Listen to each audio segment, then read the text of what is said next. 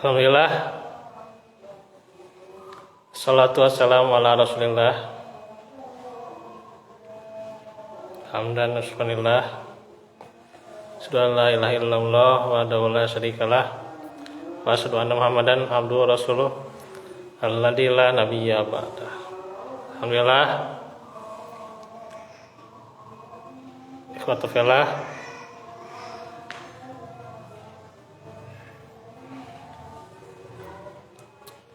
kita kembali dalam majelis kita di hari Ahad sore ini setelah 3 hari ya, suasananya dingin karena hujan. Sekarang alhamdulillah mulai panas kondisinya. Kita juga bersyukur ya.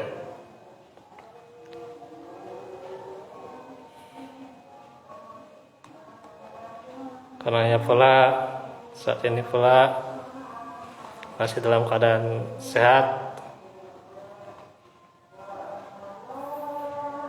dan saya masih agak lelah sebenarnya.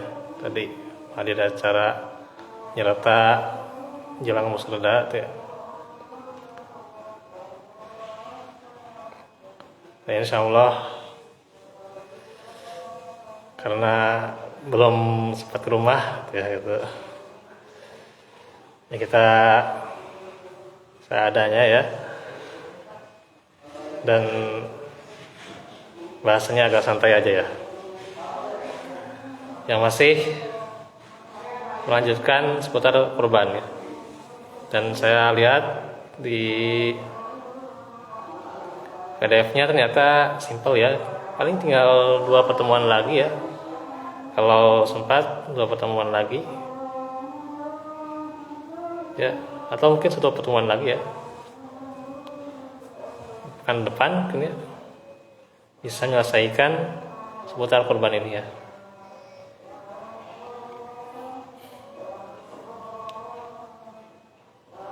Nah, nanti kalau ada hal-hal yang mau dibahas seputar kurban bisa lebih kita gali lagi ya. Nah, bagian yang keempat ini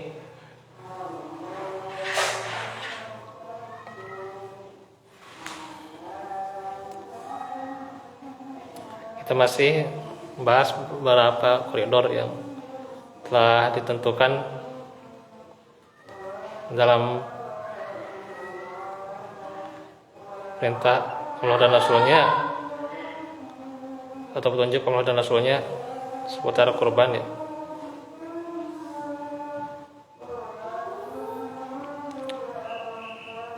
Lanjutkan poin yang keempat tentang upah penyembelih.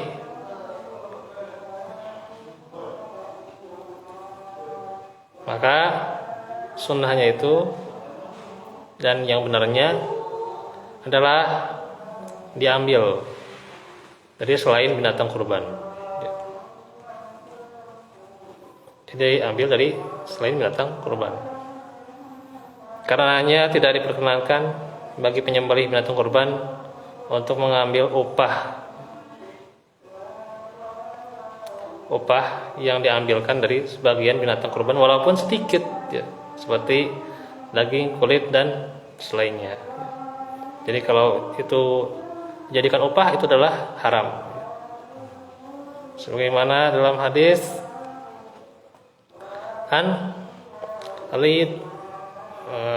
Ali bin Abi Thalibin qala amarani sallallahu alaihi wasallam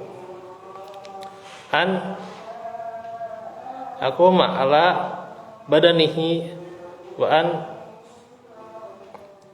uqassima jalalaha wa juludaha wa an u'tiya al jazira minha syai'an wa qala nahnu u'tihi min indina. Dari Ali bin Abi Thalib radhiyallahu anhu. Berkata Rasulullah memerintahkan aku untuk mengurusi kurbannya dan memerintahkan supaya aku membagi semua perlengkapan onta serta kulit-kulitnya, dan aku dilarang memberi tukang sembelihnya upah dari daging kurban walaupun sedikit, sehingga kami mengupahnya dengan harta dari kami sendiri, bukan dari daging kurban. Surat Ibnu Majah dan disesuaikan dalam Sunan Ibnu Majah, disesuaikan oleh Syekh Albani.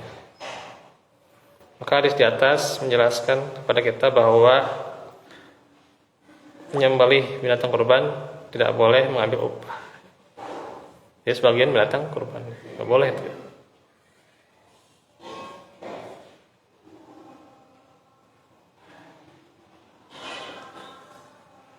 Tapi bukan berarti penyembelih tidak berhak diberi sebagian dari daging kurban. Bahkan dibolehkan bagi penyembelih untuk mendapatkan sebagian daging kurban, karena yang dilarang adalah mengambil sebagian daging kurban sebagai ganti upah penyembelihnya. Karena penyembelih termasuk yang berhak menerima daging kurban. Jadi tidak boleh. Ini juga harus dipahami ya. Iya. Boleh ya. Nggak boleh. Kalau dari luar Bapak di sini Ya dari luar, misalnya dari ada anggaran kan, misalnya dari anggaran kurban ya, itu boleh-boleh saja untuk mengaji, mas, silahkan aja.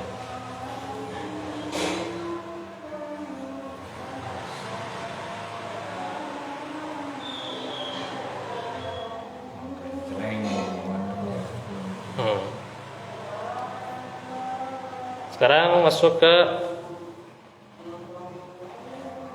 bagian daging kurban. Disunahkan setelah menyembelih membagikan sebagian dagingnya kepada manusia, dan orang yang berkurban disunahkan juga makan sebagiannya.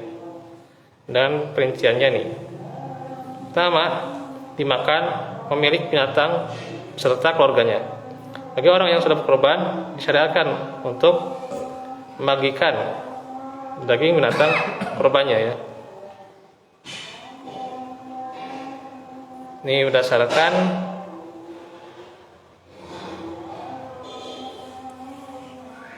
ini yang pertama ini ya.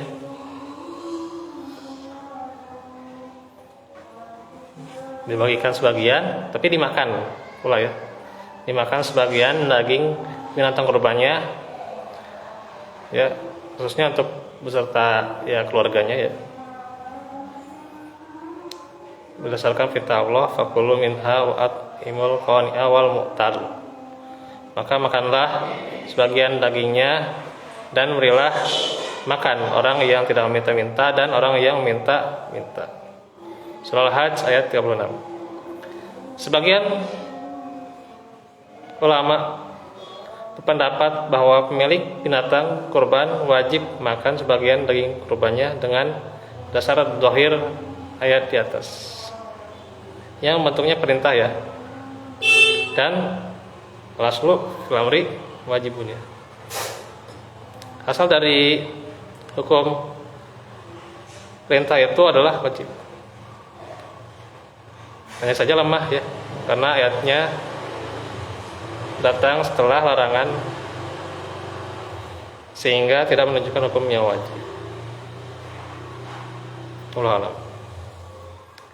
Selanjutnya dibagikan kepada fakir miskin, sebagaimana dalam sebuah hadis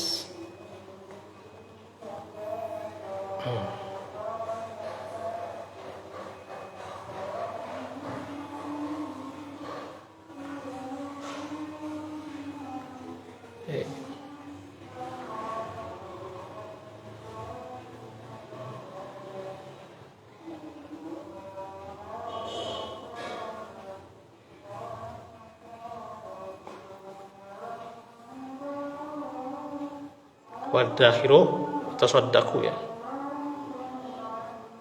Kulu wadakhiru tasaddaqu ini itunya apa screenshotnya agak kurang nih ya, jadi nggak kebaca Arabnya nih ya, bacanya cuma baca pensil, halangin Arabnya, jadi ya untung alhamdulillah sudah hafal ya.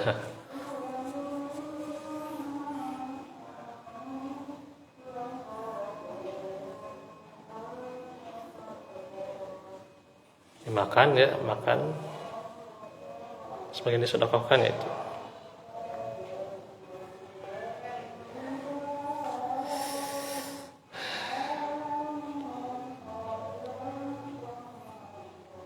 Tujuh, dilarang menjual daging dan kulit binatang kurban. Nah ini juga perlu diperhatikan ya, panitia tidak boleh ya. Ada yang nyari Ya, menjual daging dan kulit binatang kurban nggak boleh itu ya. beli mungkin gerang ngerjak Jadi tidak boleh dijual. dicacaknya aja. Ya paling daging sama kulit. Ya kulitnya kan, dagingnya kan ada yang dibagikan, kulitnya dikasih aja gitu ke yang membutuhkan. Misalnya ada yayasan kan, dulu emang ada yang kesini kan yayasan apa itu, ya kita kasih kulitnya gitu ya sebagian. Jadi bagikan ke yayasan kan. Di sini juga ada yayasan ya, kata para Rasvin ya tuh. Bagikan ke yayasan sebagian gitu. Jadi tidak boleh dijual, langsung dijual gitu nggak boleh itu ya. Nyari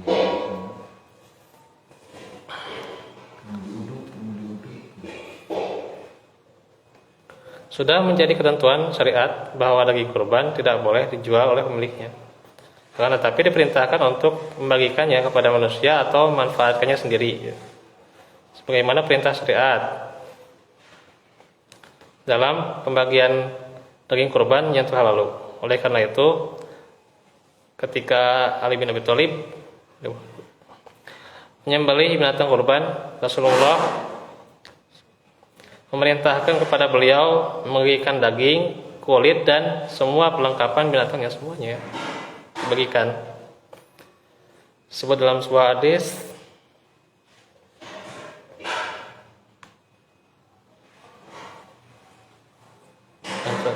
yang tadi ya, udah ya. Jadi diperintahkan untuk mengoleksi kurban dan supaya membagi semua perlengkapannya, onta, perlengkapannya apa, dagingnya maksudnya ya. Perlengkapan onta, daging-daging, kulit-kulit ya. Itu dilarang memberi tukang sembelihnya upah yang diambil dari daging kurban ya.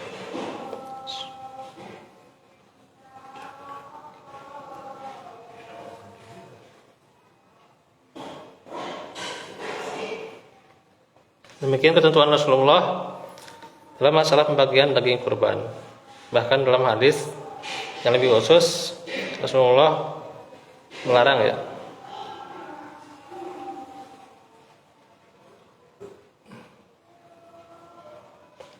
menjual kulit kurbannya ya. Bisa dilihat dalam Tawdihul Ahkam, sebagaimana hadis Abu Hurairah radhiyallahu anhu. Rasulullah bersabda, man ba'a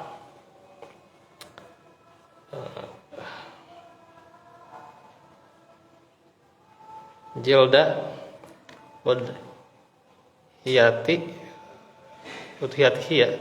fala udhiyata lahu.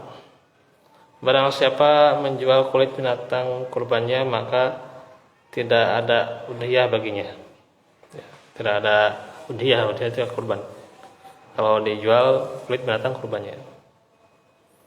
Ada surat Al-Baihaqi, Al-Hakim juga mengatakan sanadnya sahih. Kalau misalnya bagi orang yang telah diberi sebagian dari binatang kurban seperti daging atau kulitnya, maka dia berhak ya, berhak melakukan apa saja yang ya terserah, mau dagingnya dikenainnya, kulitnya dikenainnya, mau dijual, diolah ya. Mau sedekahkan juga lagi ya boleh. ya. Antara daging atau kulit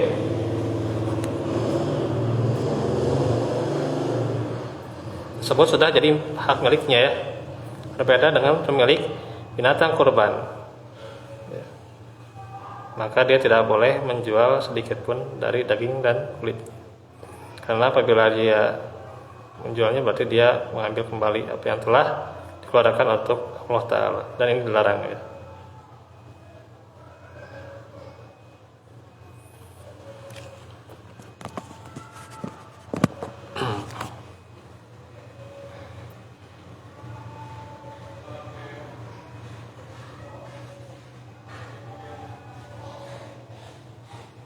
Ini udah ya tadi ya.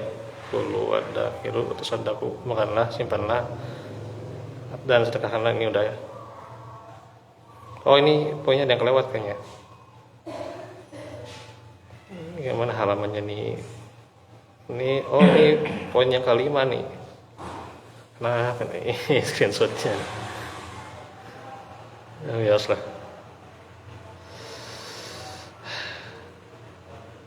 Ini pembagian daging kurban ya. Boleh juga dihadiahkan kepada kaum muslimin, baik kaya maupun miskin, seperti tetangga dan kerabatnya. Ini didasari oleh sebuah hadis yang tadi.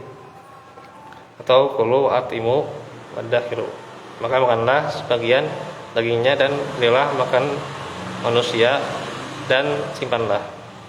Syekh Utsaimin perkataan Nabi, berilah makan manusia mencakup dua perkara, yaitu memberi hadiah boleh orang yang kaya maupun orang yang miskin ya.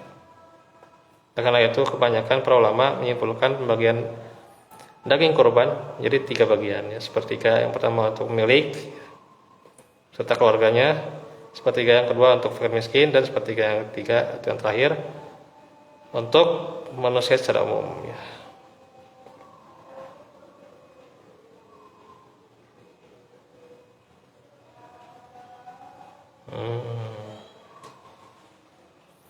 Terus daging kurban boleh disimpan lebih dari 3 hari. Demikian juga boleh bagi orang yang berkurban untuk menyimpan sebagian daging kurbannya walaupun lebih dari 3 hari. Karena adapun larangan menyimpan daging lebih 3 hari ya, maka hukum tersebut sudah dihapus ya oleh Rasulullah. Ini ilmu nasi mansuh ya, dalam hadis ya, nasi mansuh.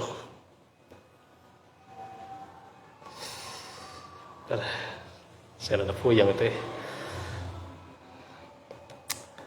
Hadisnya an Salamata Ibnil Akwai ya, Ibnil Akwai. Qala Nabi sallallahu alaihi wasallam, man doha minkum fala yusbihanna ba'da salisatin wa baqiya fi baitihi minhu sayun falamma kana al-amu bilu ya, qalu ya Rasulullah naf'alu kama falna amal madi, qala qulu wa atimu wadakhiru fa inna dalikal ama kana bin nasi jahadun fa aratu an tu'inu fihim. Dari Salamah bin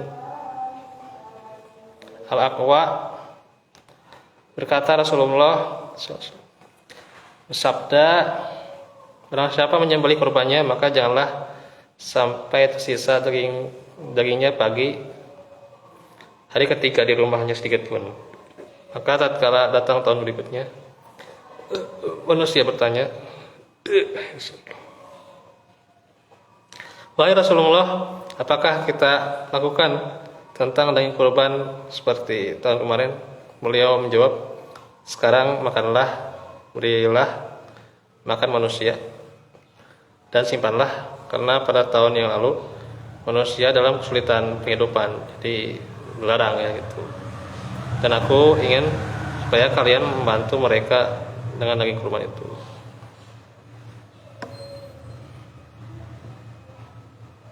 Nah, di situ menjelaskan kepada kita bahwa menyembelih binatang kurban tidak boleh. Ini memang udah. Terus screenshotnya mau berkemana-mana itu. Sudah berarti ya. Nah, itu berarti poinnya berarti sampai halaman 34 ya. Sampai daging kurban boleh disimpan selama lebih dari 3 hari boleh. Nggak boleh lebih dari 3 hari. Boleh, boleh. Kan ini udah dinasah sama hadis yang lain. Jadi boleh, asalnya kan nggak boleh ya. Dan sekarang boleh gitu ya. Perbolehkan.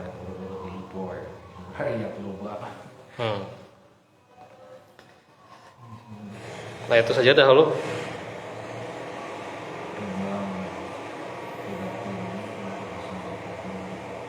Sapi oke naik kalau waktu lupa kebajeruan. Nanti kita lanjutkan lagi ya pembahasannya di kesempatan berikutnya. Karena ini screenshotnya sudah ditujuh gambar ya. Ini puasa itu sepoe dua puasa haji. Puasanya, saumnya ya kalau versi ya sehari. Sehari. Tanggal 28 berarti.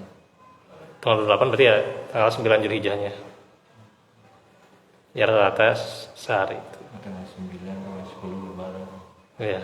Ya kalau misalnya mau di Senin Kamisnya juga boleh. Ya cuman kan Kamisnya kan udah lebaran nggak bisa ya. Berarti di Seninnya boleh, Senin kan mau saum Senin. Kemudian Rabu ya nggak apa-apa. Ya. Sekalian ya kalau mau dari situnya ya sekalian niat saum Daud silahkan ya atau saum Senin. Ya, ya Allah fikum, wa minkum. Qul qawli hada wa astaghfirullahaladzim. Assalamualaikum warahmatullahi wabarakatuh. Waalaikumsalam.